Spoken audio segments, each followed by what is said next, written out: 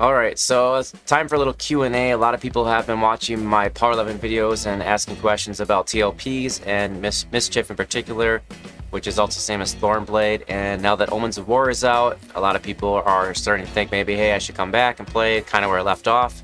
Omens of War was the last expansion before WoW came out. It started to destroy pretty much every MMO audience that existed. And could even be blamed for things like the downfall of Everquest 2. But Omens of War, I think, came out September of 2004. And then World of Warcraft came out later that year in November of 2004. And then Dragons of Norath was like February of 2005. And then, so some people played a little bit past Omens, maybe into the Dragons of Norath, which was an alright expansion too. And some people held on to Depths Dark Hollow and then actually continued to play through the live servers. But as we know, when World of Warcraft came out, more people were attracted to that casual play style, the cartooning graphics, and the new games basically, and it pretty much crushed a lot of the EverQuest populations. So it's not a surprise when people say they quit at Gates of Discord, or they played up past, or they played until Omens of War. Gates of Discord, because on the live server when it first came out, it was absolutely awful and way too hard, so a lot of people ended up just quitting there. And then Omens of War, obviously, that was the last expansion before World of Warcraft came out, so when people say that's about the time they quit, that's pretty much expected. But now that's out, a lot of people are wanting to get back into playing, so we'll go over some questions that I get asked. The first question we have is, what's the journey like to 70 at the moment on Mischief? Is it fast, slow, no people? Really like the random Luna deal. Looking to start back now that I'm getting some free time. The journey to 70 is lonely and boring, and you'll most likely be doing it yourself unless you have some friends that are willing to play with you. As you know, Mischief has been out for a while and it's a very fast-paced server.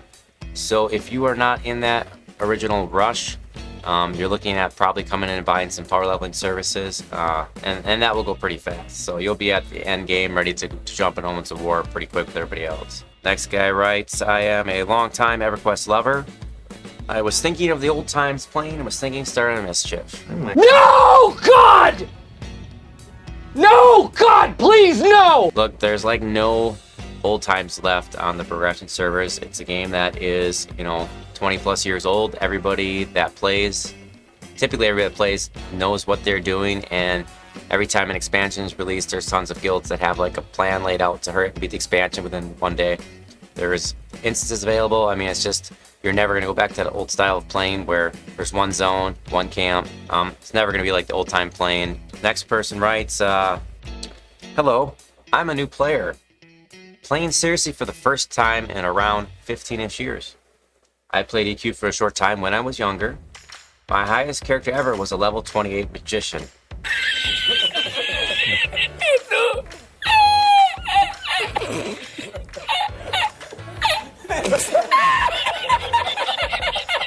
And coming back to give it a serious shot. Really? I mean, you're not even coming back at that point if all you have is level 28 magician. So I would say, like, just stay away from the game, dude. You've done fine. There's no reason to come and play EverQuest. You're not addicted from the old times. And all right, the next person writes, hello. I played EverQuest from 1999 to 2005. I jumped over the WoW, and for the last 10 years, I played on Project 1999. Been thinking about coming back to live, was thinking of Mischief or Thornblade. So you go into WoW as just casual, and then you decide, well, WoW is too easy, and for the last 10 years, which would be, what, 2012? So playing on Project 1999, so I guess you're still kind of casual. And then you're thinking of coming back to play a Mischief with Thornblade. I guess that makes sense because you left in 2005, you'd pick up kind of where you left off, so. Just do it! Make your dreams come true! Nothing is impossible! Next person writes, I would love to start playing again. I have my old login details and one of the top monks in the game. Everything seems so complicated, but the progression server is bringing back memories. As I said before, like, the progression servers, you're basically just going to experience some of the old content. It's not going to be the same as playing with other people, so what I tell people is if you're willing to come play 6 to 18 characters, or you got a group of friends, like, come back and do the content again just for old time's sake, but it's not the same. Next person writes, been away from EQ for a long time. I played from 2004 to House of Thule. 2004, that's a weird time to start playing. Planning on trying one of the new progression servers. Should I play it on the new ones? which he's referring to Yellowneck and whatever it was, or come to Mischief. Mischief and Thornblade are around the time that I guess that you started playing, so if you want to rerun all that stuff, but if you haven't played before 2004, I would probably say you should go back on one of the classic servers and one of the new ones and experience that. Okay, the next person writes, I'm returning after a long hiatus, brought in by the allure of the fresh classic servers. Which class would you recommend to a rusty scrub for solo play? And these are their options for real. Druid, Monk, Paladin, or Ranger.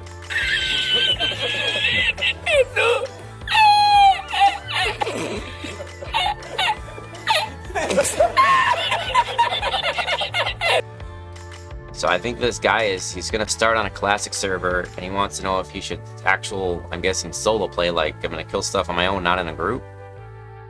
And that's kind of weird because, you know, Druid and Rangers kind of got some snare and root ability. Monk, maybe you could like soul something and pick up a funky and regen or use mend, but Paladin's got some heals, but all that seems painful. That's not what you think of when you think of traditional solo classes like Necromancer or you know, like a Shaman or something like that, or a Mage. Just I say flip a coin. Some people dream of success while you're gonna wake up and work hard at it. Nothing is impossible. I mean, unless you're gonna play it geared toward a group or something like that. Like Monk might be kind of cool because you can bowl and stuff, but I don't know. Try them all. It's progression servers. It goes pretty quick. All right, the next guy writes, bitten by the EQ bug again. Old timer here that played on day 0 to just short of gates. Been on and off since, but this time I'm having my 15-year-old son join me. Should we start on Mischief or join Yellowneck? I say join Yellowneck because Mischief is already so far along. So next guy writes, I'm thinking of coming back, Ben. Since 2006, I really haven't played much, but wanted to get back in it. Ben since 2000, so he quit in 2006. Should I play on Mischief? No, God! No, God, please, no! Oh, but seriously, you know, Mischief is right around that time frame. 2006 is when he quit. It's not a bad idea. And the next person writes, hey everyone, I played for years all the way up to ROF, but life came knocking, I had to stop. I'm in a position to possibly start again. Should I come to Mischief? No, God! No, God, please, no! Alright, so as much shit as talked about Mischief, it is interesting because they have the randomized loot and tradeable loot. Now, having both those things at the same time, plus the bonus pools from the random loot, is actually a little bit insane, and I will tell you that from experience on Mischief, and I'm sure Thornblade works the same way, the economy is completely unstable. It brought in this new bout of, you know, where people used to sit on like PHs and stuff like that back on the classic progression servers and farm specific things and keep them locked down. Because there's randomized loot, they can really no longer just like farm a specific item. But what you see is, I mean farm a specific item and be the only ones that have access to it. I don't mean you can't farm a specific item, but what I'm seeing now is a lot of people are either making small mans or they're boxing the shit out of characters that have 6 to 18 so they can do like their own raid bosses. Because all the shit is linked to higher loot tables. Like for example, in Plane of Fire, the minis can drop up to Plane of Time tier 4 gear. That makes absolutely no fucking sense. And then it's tradable, so then you have people just constantly like running these instances to farm mobs that they shouldn't need at all, just to trigger that random loot, which is kind of weird. And the tradable asset makes it extra weird. So then you're in Plane of Fire minis, and sometimes you can get like a few Dark Blades of the Warlord drop, and that like, it just crushes the prices. And then what you have is a bunch of chrono farmers now. They're not necessarily bots, so they could be bots, but you're, like I said, everybody's boxing a massive quantity of characters to do these raids to make all that extra cash, get all that extra gear. And then one thing that they didn't, I don't know if this was intentional or if it just kind of slipped, it seems to be that there's at least one mob every expansion that's really easy. For example, in the Plains of Power, the Shade that's in Plane of Nightmare, traditionally drops complete shit, right? But for some reason, he's linked to the Plane of Time loot tables, so people would be, you know, solo or duoing him, doing multiple splits. So say you got 12 characters, they would do like 6 to 12 splits every week, killing this guy and getting Plane of Time loot. Well, how do you have an economy when that shit's like basically getting traded and thrown in the bazaar, and everybody's farming it? So it's just the loot came fast and the prices dropped so rapidly. It's kind of insane. And then in Gates of Discord, they had the Shapeshifter, which is a little bit harder of a mob. You gotta have one group maybe to do it, or you should.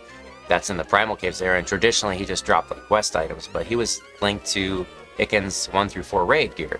So he was only a 2-hour spawn, so I noticed there was one guy that camped all 3 primals and the Shapeshifter every 2 hours or whatever his spawn time was. It was pretty quick, and he did that for most of the whole expansion. Like there was almost a time when I logged in where he wasn't on the actual live zone, the main base zone, farming those things. So he pretty much had that on lockdown, and no one really competed with him.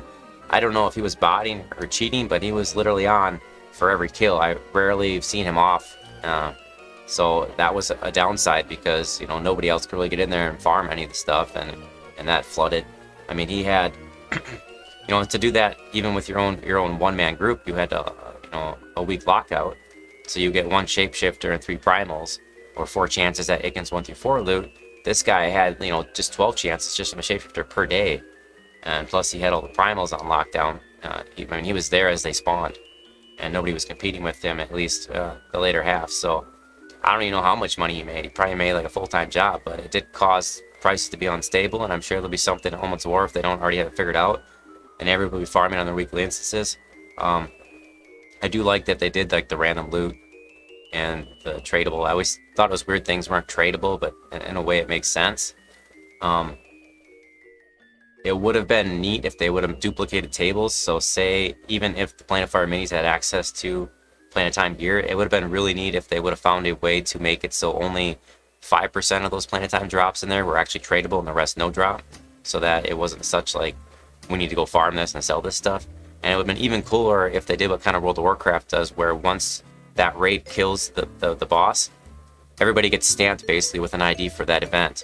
And only the people that with that stamp can actually loot the gear. So that would stop people from trying to like, hey, Darkblade or whatever for sale, come loot it, you know, pay this money. That would stop that.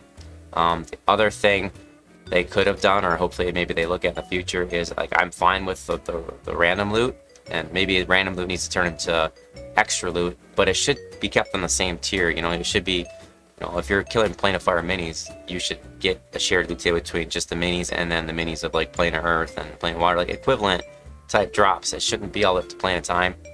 And it would be cool even if it was just extra loot, so extra random loot, I guess. But like, so say you're in Planet Time, and like, instead of just getting the normal amount of drops, maybe you could double drops from equivalent loot tables. That would have been kind of neat too. But this linking where you can just kill these easy mobs and get like this high rank gear kind of like ruined it. And I think some of it hopefully was unintentional. Like maybe they just mass selected a bunch of shit, and then all of a sudden you got these quest mobs dropping like all kinds of gear because they're linked to their tables. That's really strange. And so like, if you're gonna play on Mischief, and this is basically what you need to know, if you're a casual player and you want to raid high end and you have money, you can buy your way into the best gear. You can buy all your levels, you can buy all your AA, and you can find a raiding guild, and you can experience all the raid content. If you have a lot of time to play, also Mischief would be for you, because it is so fast paced that, you know, if you're gonna be playing multiple characters and doing it yourself and not trying to buy stuff, it'll work well for you. But if you're a casual player looking to get back in it, the server and gear moves so quickly, and the levels, and everybody just having this insane amount of gear, everybody levels faster, and it's kind of crazy. It's not really for a casual player. It seems like during the busy months I've had, like even during like summer now, Homeland's War just came out, and like, I'm not gonna be able to play, you know, maybe more than a couple hours a day. And what's gonna happen is by the time I get my crew of 12 to 14 characters, or whatever the hell I'm playing, level 70, get some of the best in slot gear, start doing the weekly raids of whatever I need to do that has linked to those crazy high-end loot tables. It seems like I'm already going to be halfway through the expansion, if not 2 to 3 months gone, and then I'm just now starting to be able to use my group after leveling and AA in them, and it just seems like I'm going to be facing the next expansion before I really had time to do any of that solo group enjoyable stuff. So I've kind of cut down on raiding a lot in the last few expansions, because raiding was taking up all my casual time. You know, if they do it 3 times a week for a few hours, that was time I could have spent like doing stuff I actually enjoy, like farming random things, or doing some trade skills, or working on like some blacksmithing or something like that, you know. Or taking, like, I really enjoy taking like my group or my 2 groups down and going back to the old content and clearing it and seeing like what's possible, you know. Can I 1 group this? Can I 2 group this? And the server moves so fast that it was like you had to like really use your hours wisely if you're gonna be a casual player. So Mischief is so fast paced that's not really for a casual player, unless you got money and you're gonna looking to raid. But if you're looking to like do the grouping and experience the old zones and get your own stuff, like it's not really for you.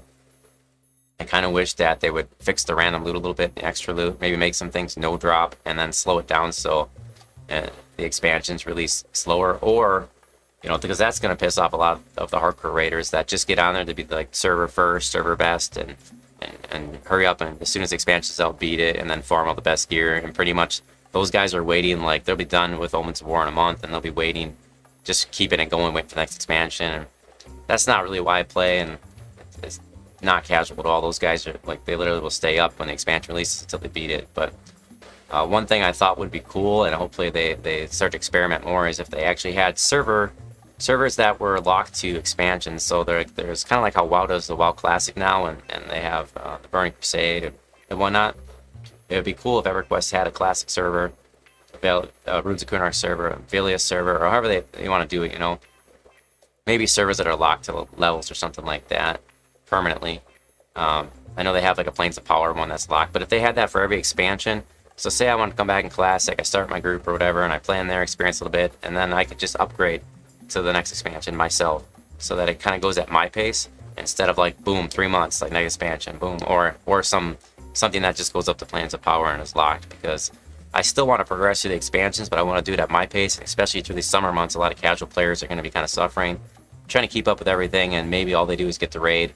And raiding's a cool part of the game, but there's so much like solo and group play and things you can do that's fun, and just challenges that these progression servers really move too fast if you don't have a lot of time to play or a lot of money to buy yourself in. And even with a lot of money, if you drop some money on some chrono and stuff like that, you could gear up your characters. You still got to put some time in to even to get them leveled, unless you're going to power level that too. But then if you got to choose between raiding or basically like going out and doing your own thing, it's kind of a toss up. So I'm more of a group player slash try to do my own shit with as few characters as possible, have some fun, and not so much a raider. And I noticed that being casual and trying to raid and do those things really doesn't work at the pace that these progression servers, especially Mischief, goes.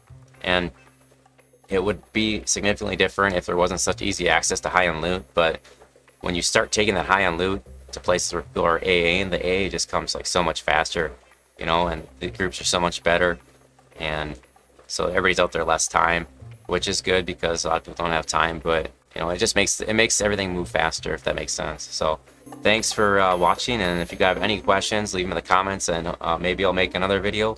We'll talk about Omens of War or something like that, some live or current things. We'll see. But yeah, leave me some comments and feedback below, and thanks for watching.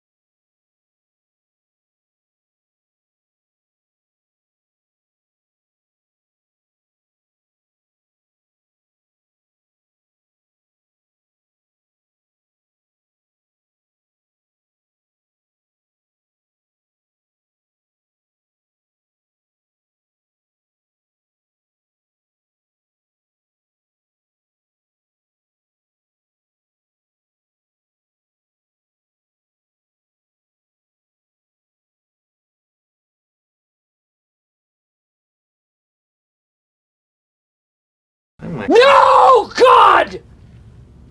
No, God, please, no! No! No!